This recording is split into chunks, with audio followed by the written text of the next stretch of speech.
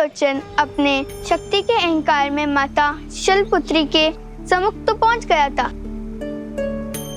परंतु उसे माता की भक्ति की शक्ति का आभास नहीं था। बोलो माता शैलपुत्री की जय।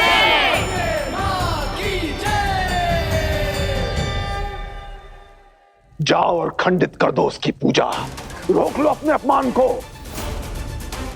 अंत कर दो उस कन्या का। जाओ धूम्रलोचन।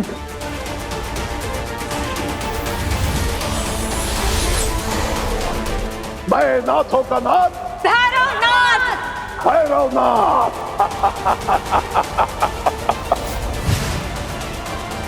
माता शैलपुत्री की, माता शैलपुत्री की, माता शैलपुत्री की। धूम्रलोचन के समान ही वह अहंकारी भैरवनाथ भी अवश्य कोई ना कोई षड्यंत्र रचा रहा होगा माता की पूजा को खंडित करने का। नहीं नहीं, मुझे सभी स्थानों पर दृष्टि रखनी होगी, क्योंकि माता के इस अखंड पाठ को खंडित होने नहीं दिया जा सकता।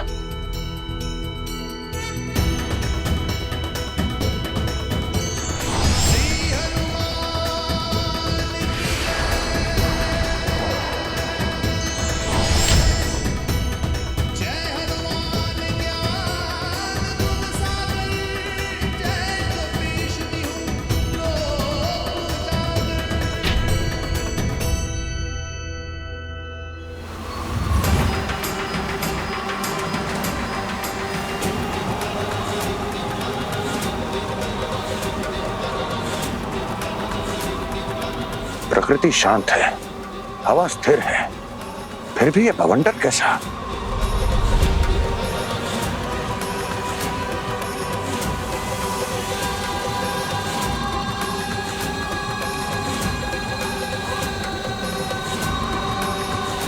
इस बवंडर की दिशा तो हंसाली गांव की ओर है।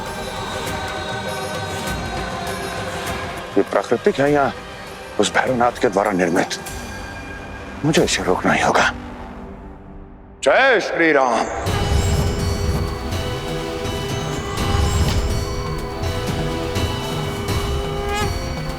जय श्री राम।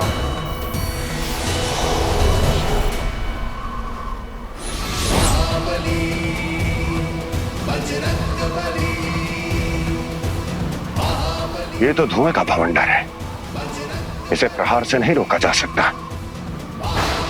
जय श्री राम।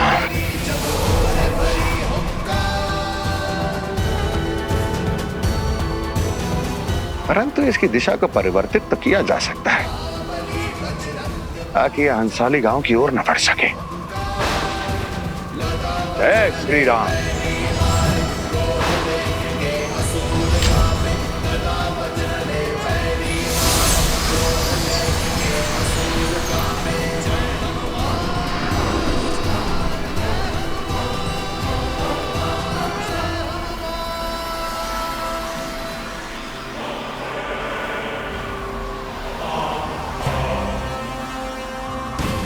ये दिशा परिवर्तित करने पर भी बार बार हंसाली गांव की ओर ही बढ़ रहा है। इसका अर्थ है ये प्राकृतिक नहीं, असुरी है। किंतु भैरवनाथ तो ये रूप धारण नहीं कर सकता, तो फिर कौन सा असुर है?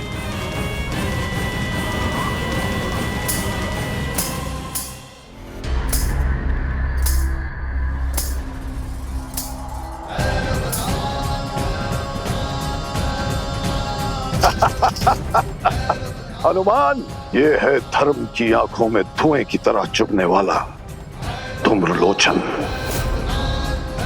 इसे अपने तंत्र की शक्ति से पुनः जागृत किया है मैंने।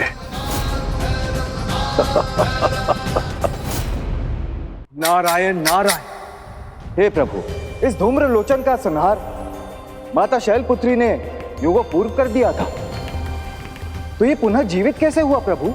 देव ऋषि, असुर मरते, उनकी प्रवृत्ति नहीं। हर समय, हर काल, हर युग में उनका एक ही उद्देश्य होता है, धर्म का अंत और अधर्म का विस्तार। और जब तक उनके हृदय में ये इच्छा जीवित, तब तक वह भी जीवित। सत्य वचन प्रभु, सत्य वचन। भैरवनाथ, तुमने जागृत भी किया तो एक पराजित असुर को।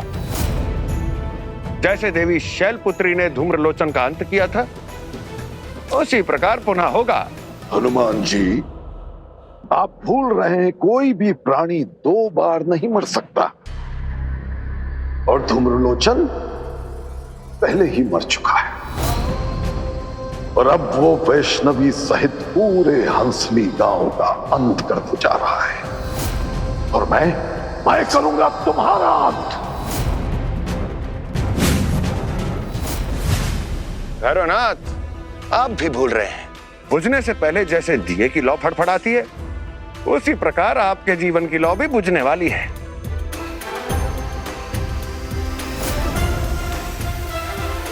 भक्त माता शैलपुत्री ने प्रथम ही प्रहार में धूम्रलोचन की सहस्त्र असुरी सेना का अंत कर दिया था, और अब बारी थी धूम्रलोचन की। नहीं, अब बारी है इतिहास को बदलने की। माता के भक्तों, अब धूम्रलोचन नहीं, बल्कि उसकी पराजय की कथा कहने वाले मिटेंगे। अब तुम सबका अंत करके मैं लूंगा अपने पराजय का प्रतिशोध।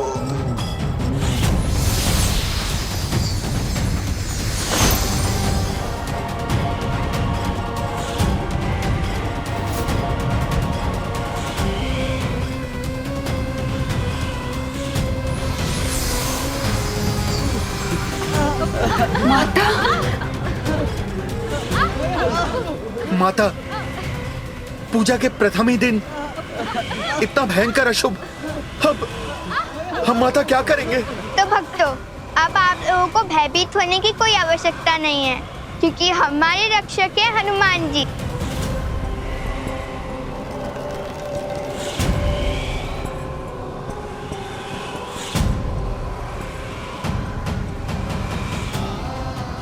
संकट की इस घड़ी में हनुमान जी कहाँ चले गए? पुकारो अपनी माता को, पुकारो अपने रक्षक को। आज जो कोई भी धूम्रलोचन के मार्ग में आएगा, समाप्त हो जाएगा। अरे भागो, भागो, अपने अपने प्राण बचाओ। नहीं, रुक जाइए। आपको भयभीत देखकर असुर का साहस और बढ़ेगा। रुक जाइए। माता पर विश्वास रखिए, अपनी भक्ति पर विश्वास रखिए।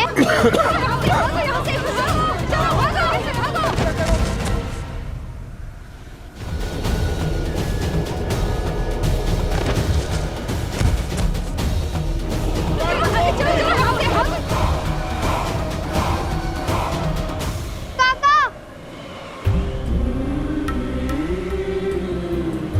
काका उठिए, काका अपनी आंखें खोलिए।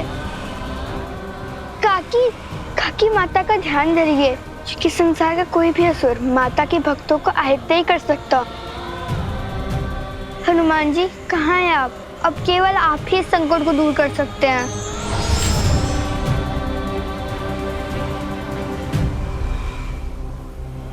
हनुमान जी, देखिए ना, माता की भक्तों पर कैसा संकट आया। माता, ये और कोई नहीं, अब तो धूम्रलोचन है। उस भैरवनाथ ने तंत्र मंत्र की शक्ति से उसे पुनः जागृत कर दिया है।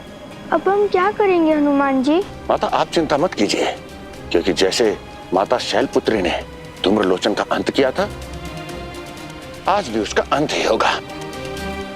अब तक संसार में धूम्रलोचन की पराजय की कथा प्रचलित थी, पर मैं अब तुम सबका अंत करके अपनी पराजय को जय में बदल डालूंगा।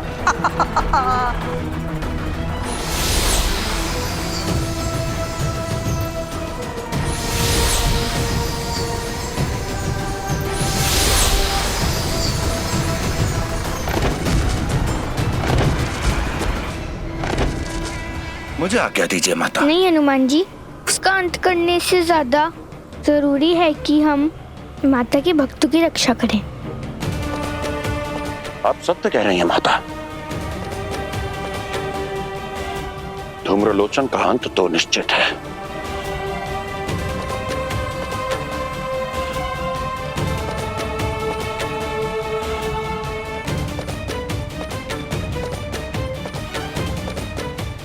हनुमान जी, इस असुर ने तो किसी को भी जीवित नहीं छोड़ा।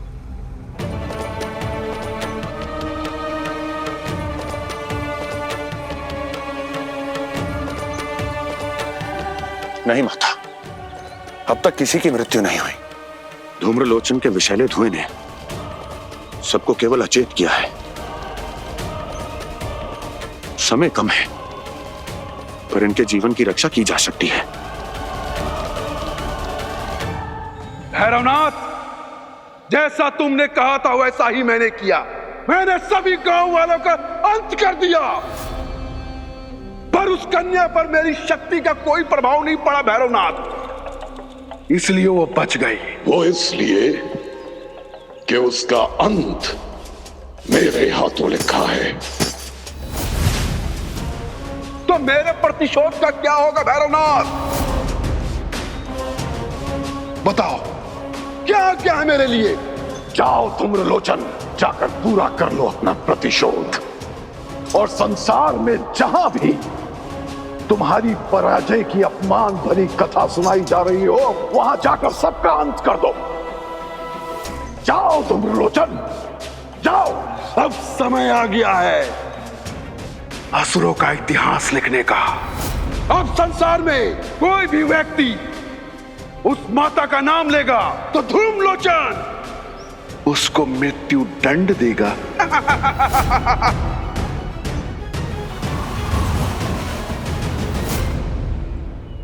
अब मैं देखता हूं कैसे बचती है वैष्णवी और कैसे रक्षा करते हैं हनुमान संसार में उस माता के भक्तों की। हनुमान जी, आप तो ज्ञान और गुण के सागर हैं, तो आप ही बताइए कैसे होगी माता रानी के भक्तों की जीवन रक्षा? माता, भक्ति से बड़ी कोई औषधि नहीं। माता शैलपुत्री ने धूम्रलोचन का अंत किया था, अब वही उसके इस विषैले धुएं के प्रभाव को समाप्त करेंगे। माता, आप उनका आवाहन कीजिए।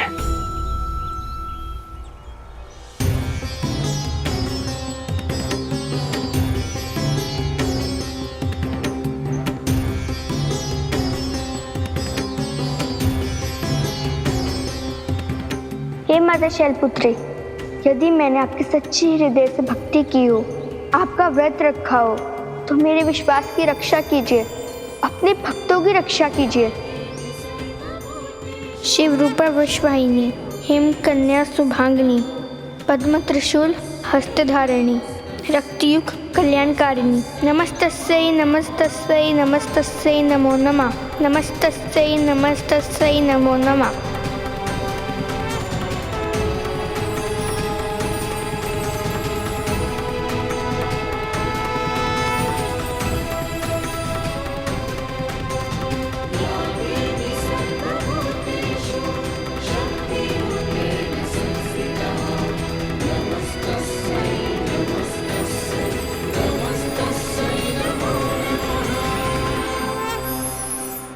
आज नवरात्र का प्रथम दिन और आपने माता शैलपुत्री को आत्मसात कर लिया। मैं आपके इस दिव्य रूप को देखने के लिए कब से प्रतीक्षा कर रहा हूं। जय मां वैष्णो की, जय मां शैलपुत्री की। जय माता की, जय माता की, जय माता की, जय माता की, जय माता की, जय माता की, जय माता की, जय माता की, जय माता की, जय माता की, जय माता की, जय माता की, जय माता की, जय माता की, जय माता की, जय माता की। जय दुख हरनी शेरा वाली, मंगल करनी जोता वाली, मंगल करनी जोता वाली, मिलकर बोलो जय माता की, जय माता की, जय माता की, जय माता की, जय माता की, जय माता की, जय माता की, जय माता की, जय माता की, जय माता की, जय माता की। प्रेम से बोलो जय माता की, सारे बोलो जय माता की, मिलकर बोलो जय माता की।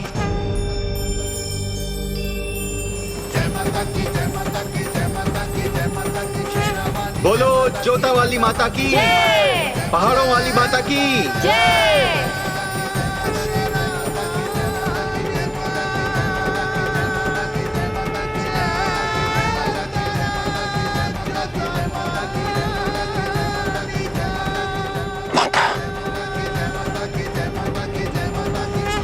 माता, आपकी भक्ति की शक्ति ने भक्तों पर आए सभी संकटों को दूर कर दिया है। देवी वैष्णवी, आज जैसे आपने अपने भक्तों की रक्षा की, आने वाले समय में भी जो भी आपकी भक्ति करेगा उसके भी सभी संकट ऐसे ही दूर होंगे।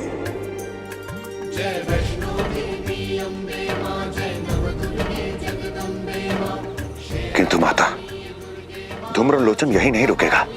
माता के भक्त जहां कहीं भी होंगे उनके जीवन के लिए संकट बनेगा। इसलिए माता, हमें उसके अंत का मार्ग अति शीघ्र ढूंढना होगा। किंतु हनुमान जी, कथा में तो केवल यही वर्णित है। धूम्रलोचन का निर्माण माता सती के हवन कुंड के धुएं से हुआ था। इससे अधिक मुझे उसके विषय में कुछ भी ज्ञात नहीं। माता, मुझे लगता है कि धूम्रलोचन के जन्म में ही उसकी मृत्यु का कारण छुपा है। अर्थात मुझे कंखल जाना होगा माता, और उसी हवन कुंड को ढूंढना होगा जिसमें माता सती ने देह त्याग दिया था। माता, हमें अब केवल वही धूम्रलोचन की मृत्यु का मार्ग मिलेगा। हनुमान जी, मैं भी चलूंगी आपके साथ। नहीं नहीं माता, अब इन गांव वालों के लिए आप ही सबसे बड़ी आशा है। आप यहीं रुककर नवरात्रि के व्रत को पूर्ण करने में इनकी सहायता कीजिए। मुझे आज्ञा दीजिए।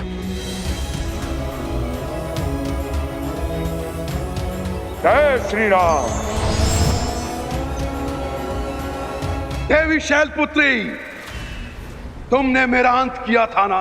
अब इस संसार में तुम्हारा कोई भी भक्त जीवित नहीं बचेगा। जिसने भी नवरात्रि का कथा का श्रवण या वाचन किया है उसे मैं मृत्यु दंड दूंगा।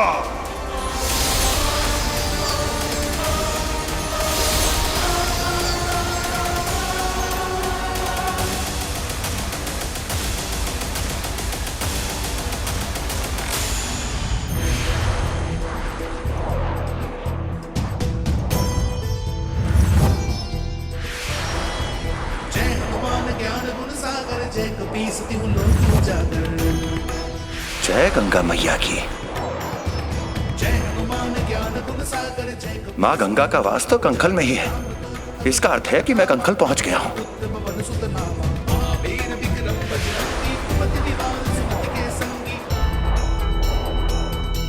वो सती कुंड भी यहीं कहीं समीप होना चाहिए, क्योंकि महाराज दक्ष ने वो महायज्ञ यहीं किया था। परंतु वो हवन कुंड मुझे कहीं दिखाई क्यों नहीं दे रहा?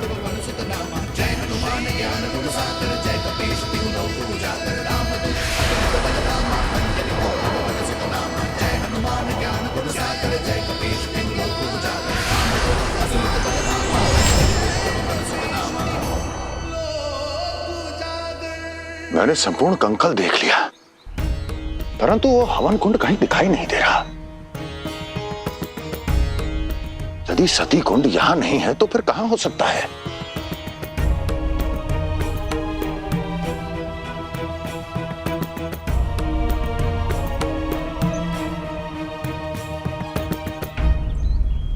हे प्रभु विष्णु, माता वैष्णो का जीवन संकट में है। अब केवल आप ही मेरी सहायता कर सकते हैं। प्रभु, आप तो महाराज दक्ष के महायज्ञ में भी सम्मिलित थे। प्रभु, मेरा मार्गदर्शन करें। प्रभु, मुझे बताएं कि वो हवन कुंड इस समय है कहां?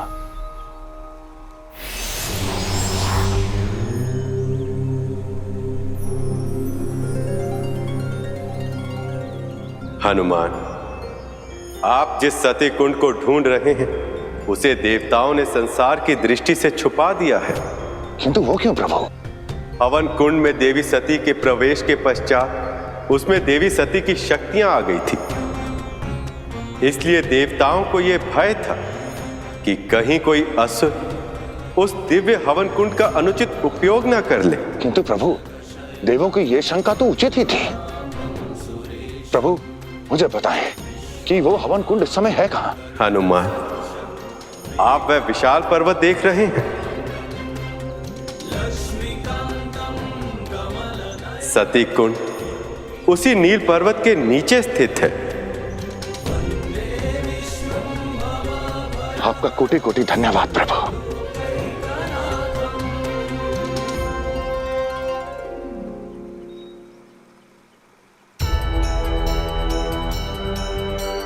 जय श्री राम।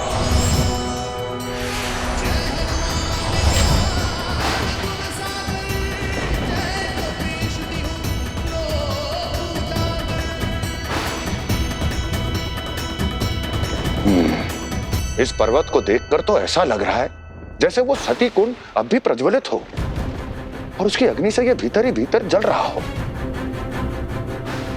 किंतु कुछ भी हो, मुझे उस सती कुंड को अति शीघ्र ढूंढना होगा। जय श्री राम।